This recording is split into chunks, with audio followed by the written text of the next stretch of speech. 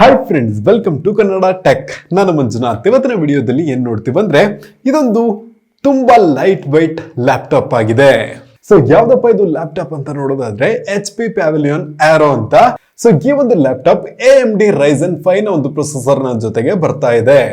So ಈ ಒಂದು laptop ನ ವೆಯ್ಟ್ ಅಂತ ನೋಡೋದಾದ್ರೆ ಅದು ತುಂಬಾನೇ ಕಡಿಮೆ ಇದೆ. ಸೊ ಕಂಪ್ನಿಯವ್ರ ಪ್ರಕಾರ 1.25 kg ಅಂತ ಹೇಳ್ತಿದ್ದಾರೆ. ಬಟ್ ನನ್ನ ಕೈಗೆ ಅಷ್ಟೇನು ಇದೆ ಅಂತ ಅನಿಸ್ತಾ ಇಲ್ಲ. ತುಂಬಾನೇ ಲೈಟ್ ವೈಟ್ ಆಗಿ ಅನಿಸ್ತಾ ಇದೆ.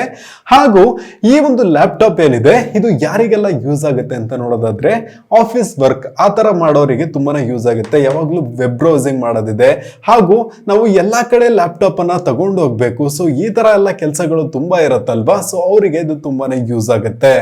ಲೈಟ್ ವೈಟ್ ಆಗಿದ್ದು ಹಾಗೂ ತುಂಬಾನೇ ಚಿಕ್ಕಕ್ಕಿದೆ, ತುಂಬಾ ಕಾಂಪ್ಯಾಕ್ಟ್ ಆಗಿದೆ ಅಂತಾನೆ ಹೇಳಬಹುದು. ಇನ್ನು ಈ ಒಂದು ಲ್ಯಾಪ್ಟಾಪ್ ನ ಬೇರೆ ಫೀಚರ್ಸ್ ಏನಪ್ಪಾ ಇದೆ ಅಂತ ನೋಡೋದಾದ್ರೆ ಇದು ನಿಮಗೆ out of the box Windows 11 ನಲ್ಲಿ ಬರ್ತಾ ಇದೆ.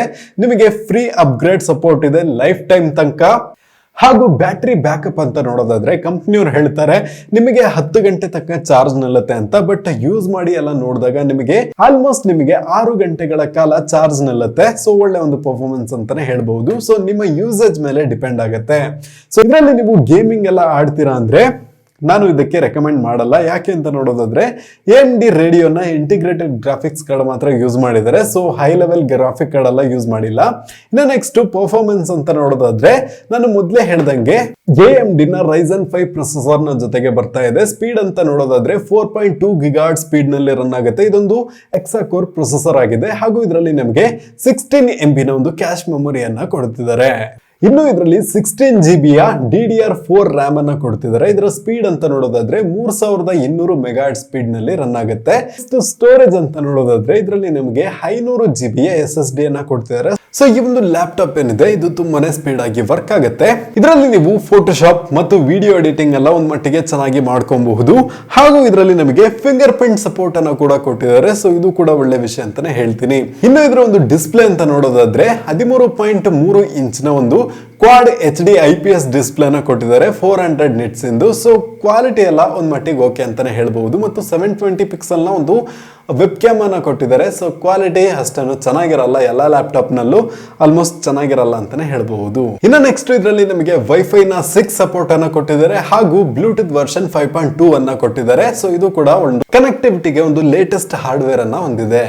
ನೆಕ್ಸ್ಟ್ ಇದರ ಪೋರ್ಟ್ಸ್ ಅಂತ ನೋಡೋದಾದ್ರೆ ಒಂದು HDMI ನ ಪೋರ್ಟ್ ಅನ್ನ ಕೊಟ್ಟಿದ್ದಾರೆ, 2 USB 2.0 ನ ಪೋರ್ಟ್ ಅನ್ನ ಕೊಟ್ಟಿದ್ದಾರೆ, ಹಾಗೂ ಟೈಪ್ ಸಿ ನ ಪೋರ್ಟ್ ಅನ್ನ ಕೊಟ್ಟಿದ್ದಾರೆ. ಒಳ್ಳೆ ವಿಷಯ ಅಂತಾನೆ ಹೇಳ್ತೀನಿ. ಮತ್ತು 3.5mm ನ ಒಂದು ಆಡಿಯೋ ಜಾಕ್ ಸಪೋರ್ಟ್ ಕೂಡ ಕೊಟ್ಟಿದ್ದಾರೆ. ಸೊ ಬೆಸ್ಟ್ ಆಗಿದೆ.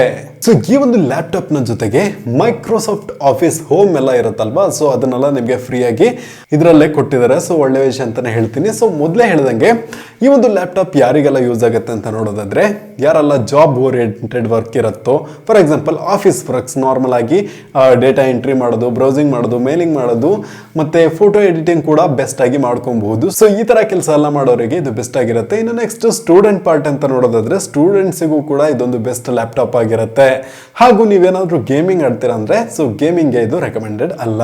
ಈಗ ನನ್ನ ಕೈಯಲ್ಲಿರೋದು ರೋಸ್ ಗೋಲ್ಡ್ ವೇರಿಯಂಟ್. ಅಮೆಝಾನ್ ನಲ್ಲಿ ನಿಮಗೆ 69,000 ಸಮಥಿಂಗ್ ಆ ರೇಂಜ್ ಅಲ್ಲಿ ಬರುತ್ತೆ. ನೀವು ಚೆಕ್ ಮಾಡ್ಕೊಬಹುದು. ಲಿಂಕ್ ಕೂಡ ಡಿಸ್ಕ್ರಿಪ್ಷನ್ ಅಲ್ಲಿ ಕೊಟ್ಟಿರ್ತೀನಿ. ಸೊ ಈ ಒಂದು ಲ್ಯಾಪ್ಟಾಪ್ ನ ಜೊತೆಗೆ ನಮಗೆ 65 ವಾಟ್ಸ್ ನ ಒಂದು ಚಾರ್ಜರ್ ಕೂಡ ಸಿಗುತ್ತೆ. ಸೊ ಈ ಒಂದು ಲ್ಯಾಪ್ಟಾಪ್ ನ ಬಗ್ಗೆ ನಿಮಗೆ ಏನ್ ಅನಿಸ್ತು ಅಂತ ಕಮೆಂಟ್ ಬಾಕ್ಸ್ ಅಲ್ಲಿ ತಿಳಿಸಿ. ಹಾಗೂ ಈ ಒಂದು ವಿಡಿಯೋಗೆ ಲೈಕ್ ಮಾಡಿ, ಹಾಗೆ ಶೇರ್ ಮಾಡಿ. ನೆಕ್ಸ್ಟ್ ನೀವಿನ್ನು ಕನ್ನಡ ಟೆಕ್ ಚಾನಲ್ ಗೆ ಸಬ್ಸ್ಕ್ರೈಬ್ ಮಾಡ್ಕೊಂಡಿಲ್ಲ ಅಂದ್ರೆ ಸಬ್ಸ್ಕ್ರೈಬ್ ಮಾಡ್ಕೊಂಡು ಪಕ್ಕದಲ್ಲಿರುವ ಬೆಲ್ ಬಟನ್ ಅನ್ನ ಕ್ಲಿಕ್ ಮಾಡ್ಕೊಳ್ಳಿ. ಇವತ್ತಿನ ವಿಡಿಯೋದಲ್ಲಿ ಇಷ್ಟನ್ನೇ. Thank you for watching and Jai Hind.